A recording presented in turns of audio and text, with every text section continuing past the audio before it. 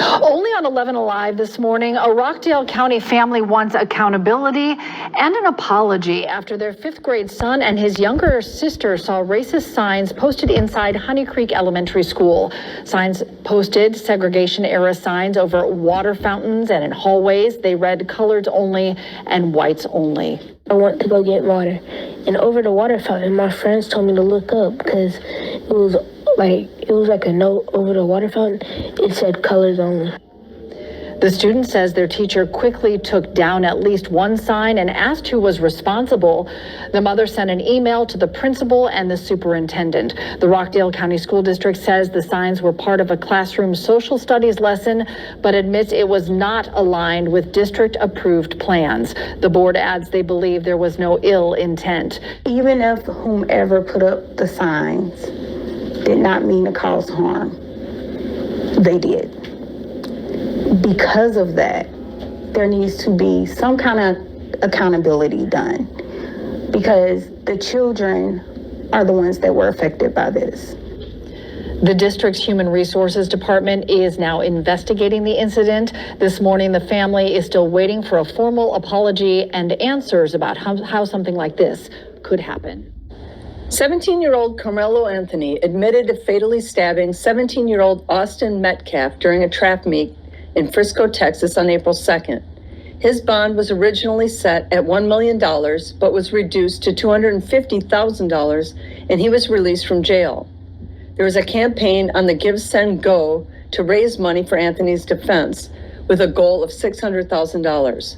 Neither GoFundMe or Kickstarter have a campaign for Anthony. It is said that he and his family are living in a $900,000 home and have bought a new car on money raised after the killing. If you read through the comments listed with the donations, you'll come across this one by FBA, who donated $15. It read, "Honestly, even if Carmelo stabbed Austin for no reason at all, I'd still donate and support.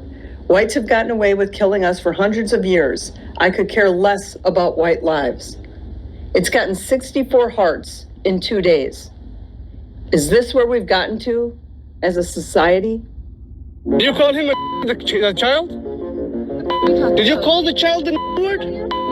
It is my own business. You call him a. Okay, why don't you have the balls to say it right now again? Okay. All right, that's what you say.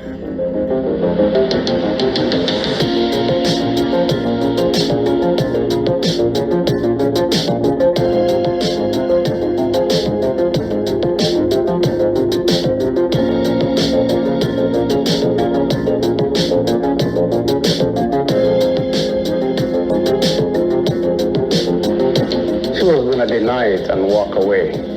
When there was a video and she saw that I was recording, she doubled down and even tripled down now.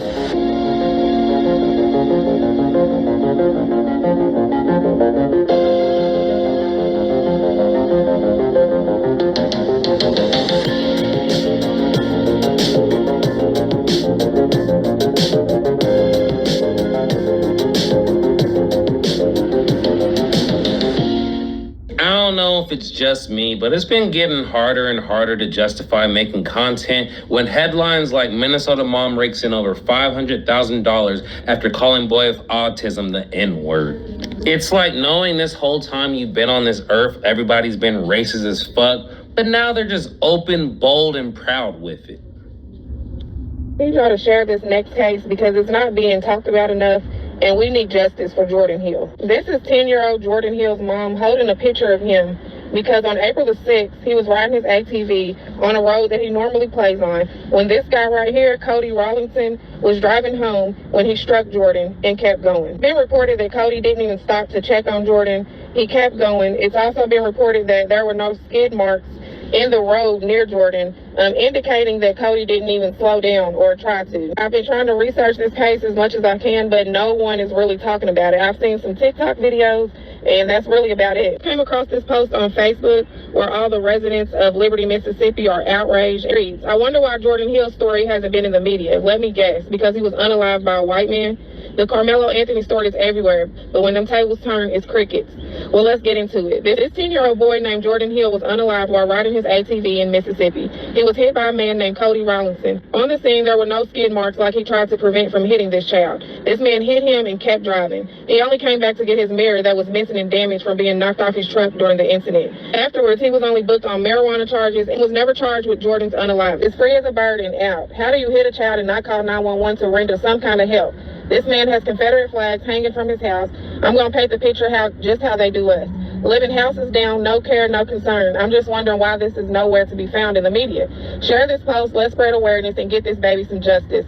Now, I haven't seen anywhere just yet where police have ruled this an accident or anything, or if they just let him go home scot-free. I'm not sure. I'm going to try to stay updated on this case. Share this video. Let's get this word out. Nobody's going to get it out if we don't. We need justice for Jordan Hill. What in the get out is going on here? So I saw this on X, y'all, and I had to share this with y'all. So this couple, this interracial couple, went on a date, right? Now this dude posted this on Facebook originally and it went viral. He said, "This is why I don't usually date outside my race." Now, if y'all have never seen the movie Get Out, you better go watch it. So basically he went out with this girl. They went on a date. That was a picture of them. And then she texted him saying, "I definitely enjoyed our night out, but I don't think my parents can find out about us, ... He said, "Same here, and why?" And she said, "They despise black guys. My last black boyfriend, let's just say it didn't go well. They literally set him up to be put in jail for life for something he didn't even do. Google Wellington. I really like you, but I don't want anything to happen to you." Not giving his government name. And then he replied and said, "I like you too, and yeah, that's crazy. I went to school with him. Maybe if you sat down and had a conversation with them, they'll loosen up. Think they would be down for dinner?" And she said, "I'll ask, LOL, because I really like you, and I will not lose you." And then he said, "I don't want to lose you either." And then she basically said that her mom and stepdad will be open to meeting that evening. So I guess he meets the parents. He takes a screenshot of the dinner and shows receipts of the meeting. This is so creepy. So he took her phone and saw a message. This is so creepy, y'all. Saying this. He said, it says basically that was her talking to her mom, "Mommy love." He seems well put together, but it's something about him me and Jeff don't approve of. He seems like he would be good around the house for things we need, but not for a relationship. Tried to convince him to start working for us, and once we take a trip to the mountains this summer, well, know the rest. Well, you know the rest. What? And then she said, "Mom, I really like him. Can I at least keep him? He's very sweet." What? And then she said, "Not at all. Dating a black guy in the South, especially Mississippi, is not recommended. Do as you're instructed, please. You'll find someone better."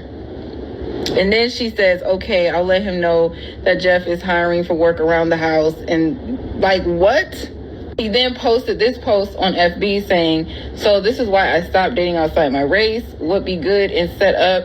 And to this day, she still don't know that I saw those messages in her phone because I left afterwards and never said nothing else about it. Be careful out here, especially in Mississippi. Y'all better be safe. This is crazy. This is literally insane that this is a true story.